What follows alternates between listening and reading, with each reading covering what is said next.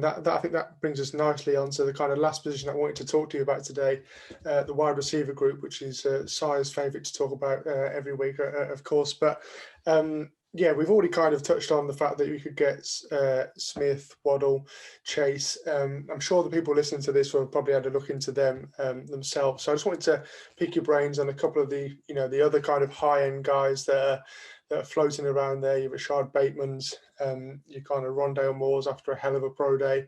Those kind of guys. Is there anyone that that jumps out?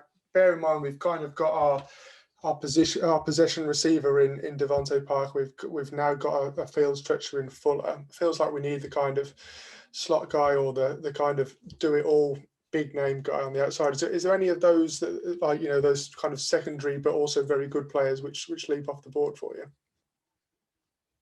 I think you look at a guy like Dwayne Eskridge out of Western Michigan, who is a combination of everything. A combination of everything that you want. You mentioned Will Fuller.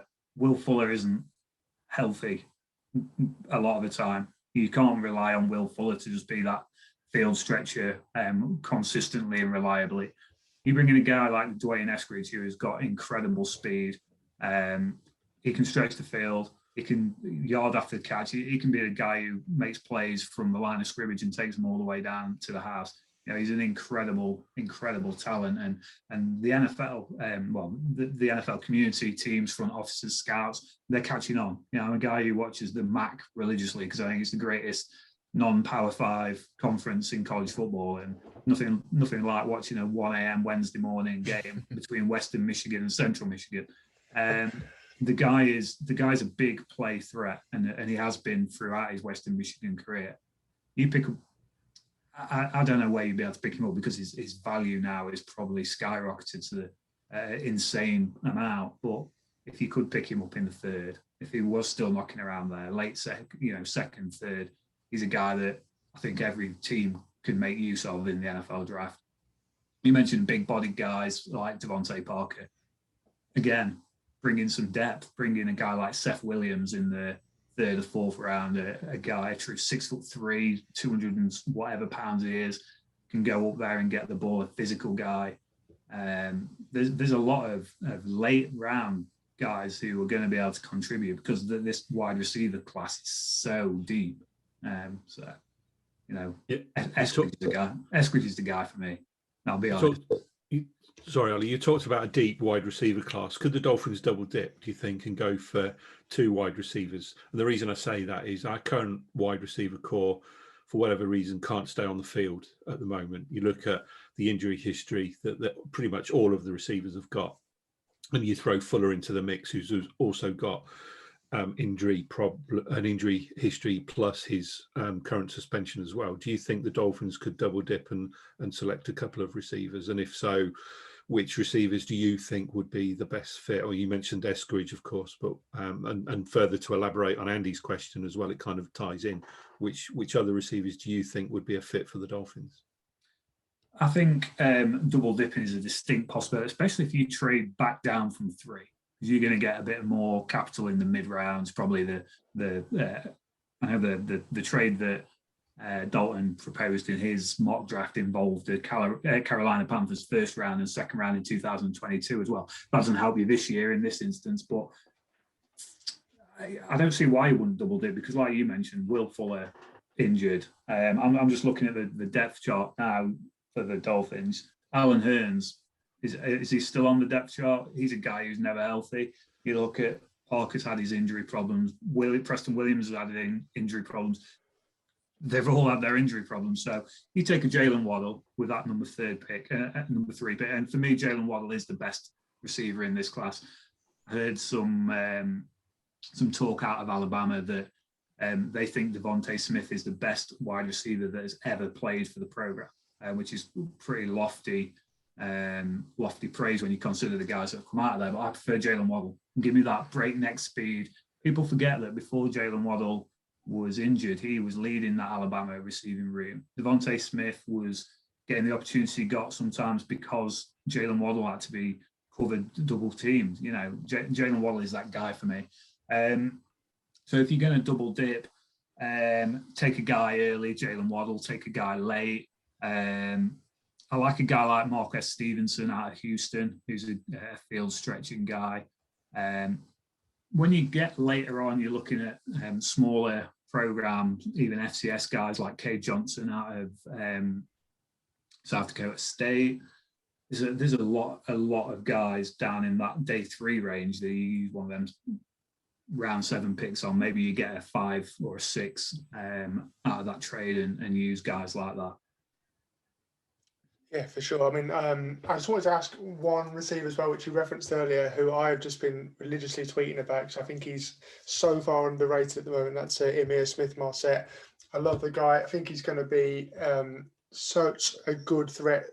Wherever he goes, he's going to fit in straight away, and he's kind of got the return threat as well, obviously in special teams. But man, it's got that massive red flag of the arrest last year, which is for OWI. But do you think that like a guy like that, if we do trade back for number 3, we pick up like a 4th or a 5th round pick, and that kind of, he seems to be a bit like you kind of Deebo Samuel's, the guy that, you know, you're bringing your end around, your new scheme open. Just talk to me about Smith-Marset, because I need to be validated in my love for him. He's a guy that doesn't get enough love because Iowa's offense is absolutely just stinks, man. They've not had a decent quarterback there since, I don't know, when college football was created, I guess. You look at Spencer Petras, who's there now, and Nate Stanley, who was there before. The offense is very grind, pound the ball, inaccurate quarterback play. And Emir Smith-Marset is a guy, like you mentioned, use him in motion, use him on gadget plays, but he's a guy who can make a difference down the field as well. He's not the biggest guy. I think he's 6 foot just about. I didn't see the official measurements from Iowa's pro day yesterday, but I think he's just about 6 foot. He's pretty tough in that 6 foot frame as well. He can make plays over the middle. A lot of people get carried away with Tutu Atwell and the speed, the game-breaking speed he brings. Give me Emir Smith-Marset in the 3rd or 4th round over Tutu Atwell every day of the week. You know, Daniel Jeremiah had him in his 1st round mock. I think Mel Kiper's mocks come out today, and I'm fairly sure he was in the 1st round of that as well. Just ludicrous to me that a guy like Tutu Atwell, who can't catch a ball, who you talk about Devontae Smith in a slight frame. At least Devontae Smith plays physical. Tutu Atwell, you can knock him about at the line of scrimmage, and that's it. He's done. He's a 1-trick pony, 2-trick pony if you can't, giving him the ball out of the backfield. You've got a guy like Emir Smith-Marset who's a 20, 30-trick pony. I completely agree with you. I absolutely love the guy. I have a horrible feeling he ends up like somewhere like Kansas City where they'll know how to use him, and that'll be an absolutely terrifying proposition for the rest of the half. That's it, man. Cy, Lee, any kind of final thoughts on the receiver group? Yeah, I just wanted to touch on Will Fuller because I wasn't on last week. I just want to say how wonderfully underwhelmed I was by that signing. What we said. I just great, but it's certainly not going to stop you drafting anyone this year. There's a reason it's a 1-year deal. You're going to be more than happy to move on. You know, I said a few weeks ago I'd happily rebuild basically the whole wide receiver room. No one can stay healthy. I wouldn't say anyone's an exceptional talent. I love Devontae Parker, but outside of that, Preston doesn't play enough. Jakeem is a great guy. If anyone gets a chance to see any of his interviews or anything like that, great guy. Can't catch the ball. So, like, as a return man, it's great. But I want him to be the very bottom of the wide receiver chart. Like, at that, I can live with it because I can take his special teams ability. I'm happy with that. So, I just think when it comes to the wide receiver, especially at the top end of the draft, I just like the element of being able to take, like you said earlier, there's risk to every player that gets picked in the draft. There's no guarantee any of these players work out. But one thing that I can take off the board with some of these players is I can take chemistry off the board with the Alabama players because they play together already. And I think if I can mitigate the risk somehow, I just feel a bit better about it. You know, I know a lot of people are saying Jamar Chase is better than the 2 Alabama guys, but to me, I push the Alabama guys a little bit higher based on they've already got chemistry with our quarterback. I think it's worth a lot. Yeah, I think that's fair. Yeah, it's an interesting one, isn't it? Because I really like Chase. I think Chase is going to be the best long-term receiver out of this class. But I absolutely buy what you're saying, especially with Smith. But yeah, sorry, Ollie, were you going to come in there as well, mate? And just one guy that well, we talked about guys being forgotten because of 2020. Tamorian Terry, the wide receiver out of Florida State, put on a show at his pro day. I wrote about him yesterday. I kind of want to see that guy succeed in the NFL, and he does a lot of stuff very, very well. He's put on an absolute athletic show yesterday. So I think he could be a guy that you look at in day 3 because of what's happened in the last year, and you end up getting extremely good value out of Tamorian Terry. That's it, man. He deserves it as well, doesn't he? Because he's just had absolute garbage quarterback play for 3 years at FSU. He deserves a shot with a real big time quarterback. Sorry, Lee, go on. I just got one last thing I wanted to bring up with all of you, really, and this applies more to Miami than the other teams. Do you think they will downgrade players based on players that sat out last year who opted out? They showed support for the guys who did it on the team, but I think when you saw the coaching staff at the Senior Bowl and stuff like that, I think the story that came out about Najee Harris, and I'm biased because I love Najee Harris, but that story that came out earlier about him driving 9 hours to get to his pro day where he wasn't performing just to support his teammates, that's a Brian Flores guy. And it just feels like if it comes down to a tie between 2 players and one guy opted out, that's going to be the tiebreaker. That's just kind of my feeling on it. It's not necessarily right that it's held against people, but I can see them saying, well, we've got a year of tape missing. Being injured is different. Taking 2 after coming off a terrible injury is different than someone opting out. I just wondered what you guys thought about it. Yeah, go on, Ollie. What do you reckon? I think the opt-out year is a perception more in the media than it is in the NFL. I referenced guys being forgotten a couple of times in this podcast, and I just think that's more of a media perception. I don't think the NFL is taking this as a slight on character or anything like that. It is tape. It goes back to the tape. If your tape is, you look at a guy like Walker Little who hasn't put any tape on there since 2018. That's a different matter. He lost the year through injury, then he opted out. That's a different matter. But I think guys who just took the decision for whatever reason to opt out, I don't think any of them took it as this is a year of messing about and just getting my way to the NFL. I don't think anyone looks at it like that. So I don't think it's a huge consideration for NFL teams as much as it is a kind of a sticking point with the media. If anything, I think it's not a reflection on their character if they decided to opt out. Of course, it's more concerning around what is their body of work. What does that look like? Have they got enough tape? You take Jamar Chase, for example, who opted out last year, but he's got that body of work on tape to show to all the teams of what he can do. But then you look at, and I'm sorry to mention this, Andy, Rondale Moore, who has played 7 games in 2 years. He had a great pro day, as you mentioned earlier, Andy, but his body of work on tape is very limited. And does that put people off, do you think? Yeah, it's an interesting point, isn't it? I'm kind of struggling with it because at first I was like, no, it won't affect anyone at all. And like Ollie says, the guys that have got that tape there are fine. But like you often see the kind of one season wonders, don't you, from the NFL standpoint? They have a great season in college and then they just completely bomb, or they take a while to get up to full speed in the NFL. So yeah, it's an interesting debate. Go on, mate. On that point with Rondale Moore, I spoke to Rondale about that perception that he's injury prone and won't be able to stand up to the NFL. The guy has spent that time getting absolutely. I don't know if you've seen photos of him getting absolutely ripped.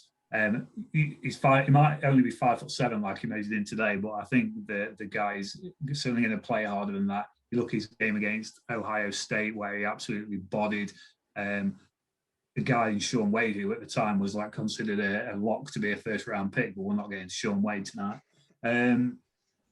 Rondale Moore, I think he's going to be just fine in the NFL. It'd be interesting to see how the NFL uses him. It really will, but I think he's going to be just fine. Yeah, on that note, actually, you mentioned his height, 5'7". Is he just another Albert Wilson or another Jakeem Grant in terms of being small but big and quick, or is there more to him, do you think?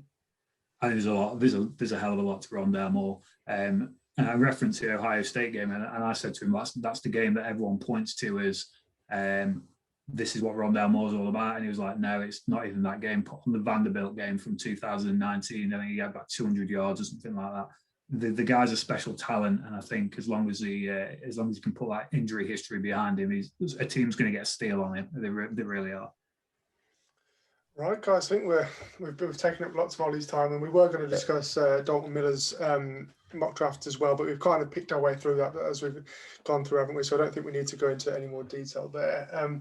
Very quick last exercise, if we can, like 30 seconds each, is if you were the Dolphins GM and you've got pick 3 and pick 18, who are the 2 players that you're looking to come away with in that first round that really kind of changed the franchise?